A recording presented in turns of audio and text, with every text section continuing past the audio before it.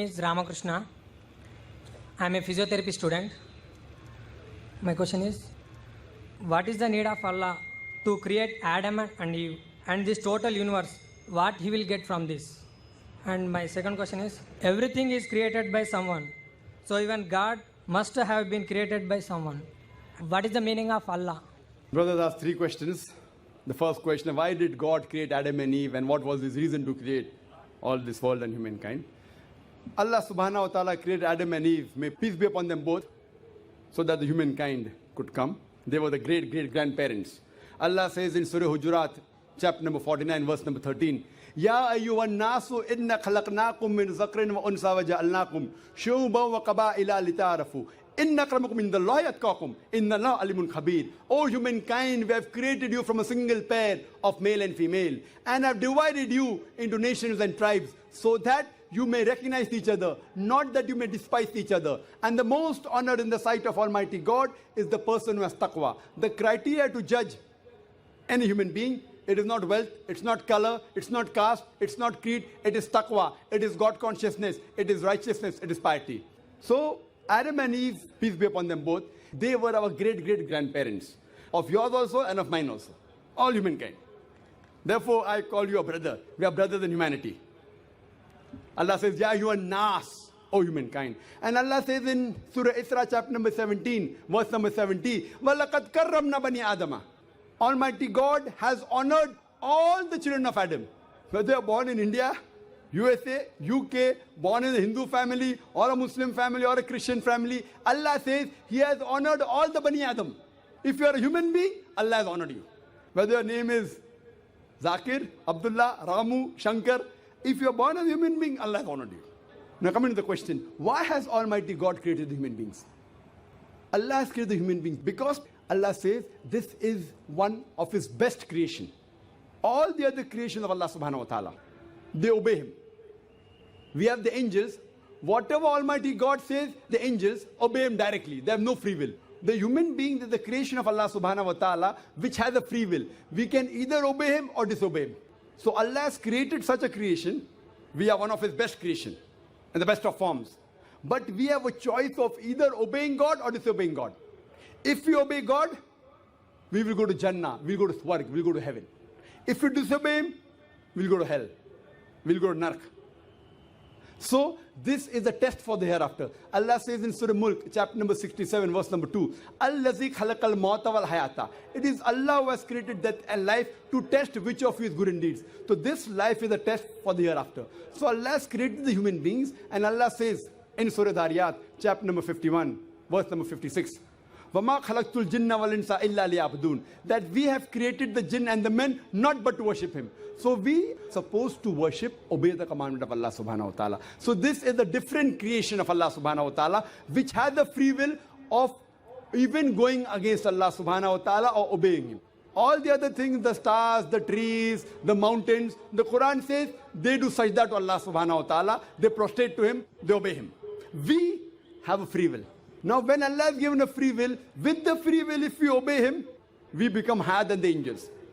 With the free will if we disobey Him, we become the partners of the devil. So He's created us for the test for the hereafter. Coming to your second question. Everything has a creator. Who created? God. If anyone says everything has a creator, it is a wrong statement. Every created thing has a creator. The definition of God is He is uncreated. The moment you say who created God, He's not God. The definition of God is He is uncreated. Suppose a person comes and asks you, that brother, my friend John, he was admitted in the hospital. He gave birth to a child. Can you guess, was it a girl or a boy? Can you guess? Try it out. Guess. Can't guess. Why? Can you on the microphone? Can you guess, was it a girl or a boy? Huh? See, brother John, he was admitted in the hospital. He gave birth to a child. Was it a girl or a boy? Can you guess? A 50% chance. Girl or boy? People are laughing. Why? Can you guess? Can't guess. Why? Even if you guess, can you get the answer right? Achha, can you guess? I'll give you two chances. Was it a girl or a boy? Try it out. Girl. Brother, can a man give birth to a child? Ah, there you made a mistake. Same way you made a mistake by asking who created God. A man cannot give birth to a child. So where's the question of it being girl or a boy? See, now you understood. Ah, now that's good, brother. So it was a man cannot give birth to a child. So where's the question of a girl or a boy? So when you're asking who created God, God by definition, Allah by definition is uncreated. The moment you say who created Allah, He's not Allah. Walam yakul lahu kufuwan ahad. There's nothing like Him. Coming to your last part of the question, who is Allah? Who is Allah? The best definition I can give you is quote to you Surah Ikhlas, chapter number 112, verse number 1 to 4.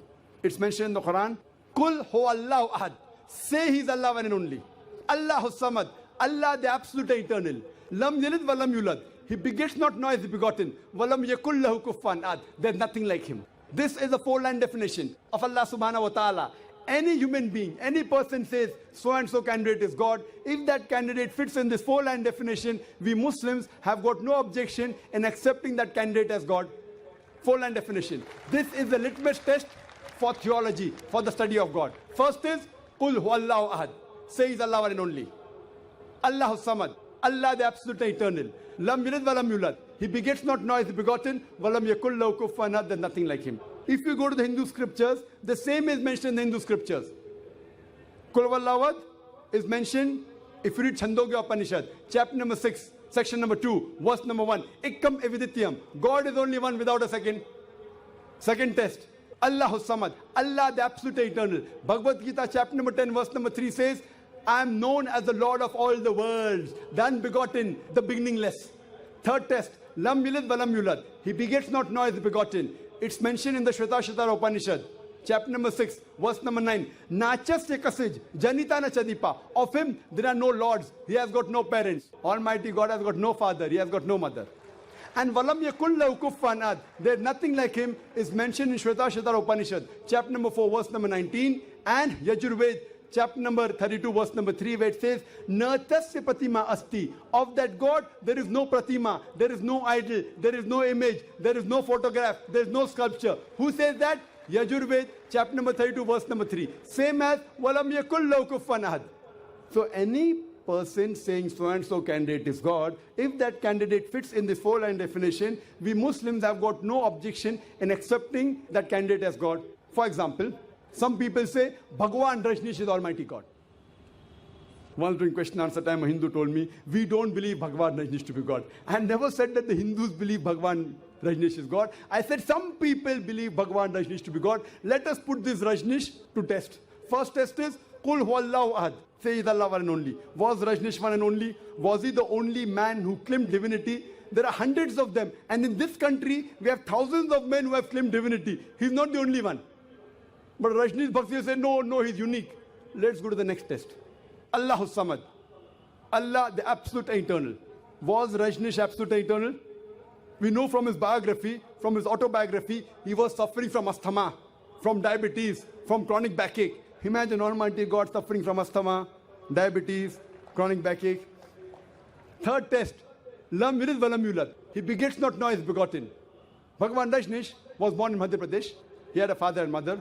In 1981, he goes to America, USA, and he takes thousands of Americans for a ride. In the state of Oregon, he starts his center and calls it as Rajneeshpuram, his village. Later on, the American government arrests him and put him behind bar. Rajneesh says, the American government slow poisoned me. Imagine Almighty God being slow poisoned. In 1985, the American government kicked him out of the country. He comes back to India in the same city, Pune, and he goes back to his center, which is now called as Osho Commune. And if you go to the Samadhi of Rajneesh, it is mentioned there on the Samadhi, Bhagwan Rajneesh, Osho, never born, never died, but visited the earth from the 11th of December 1931 to the 19th of January 1990. Never born, never died, but visited the earth from the 11th of December 1931 to the 19th of January 1990. They forgot to mention in Samadhi, he was not given visas to 21 countries of the world. Almighty God coming in this world to visit the world and requires visas to go to different countries. And the Archbishop of Greece said, if you don't remove Rajneesh out of this country, we'll burn his house and the house of his disciples. And the last test, Walam yakul lahu kufuwan ahad, is so stringent that no one besides the true Almighty God can pass. The moment you can compare God to anything, he is not God. Walam yakul lahu kufuwan ahad. We know Rajneesh, like the human beings, had a beard, one nose, two eyes, 2 ears, 2 hands. The moment you can compare God to anything in this world, he is not God. Walam yakul lahu kufuwan ahad. If someone says Almighty God is 1,000 times stronger than Arnold Schwarzenegger. Might have heard the name of Arnold Schwarzenegger? Have you heard Arnold Schwarzenegger? The person who got the title Mr. World, Mr. Universe. The strongest man in the world, the strongest man in the universe. The moment you can compare God to anyone, whether it be Arnold Schwarzenegger, whether it be Dara Singh, whether it be King Kong, whether it be 1,000 times or 1,000,000 times. The moment you can compare God to anything in this world, he is not God. Walam yakul lahu kufuwan ahad. There is nothing like him. So this is a 4-line definition of Allah subhanahu wa ta'ala given in the Quran. Whichever God you are worshipping, brother, put that God to the test of Surah Ikhlas. If that God passes, that is the true God. Otherwise, it's a fake God.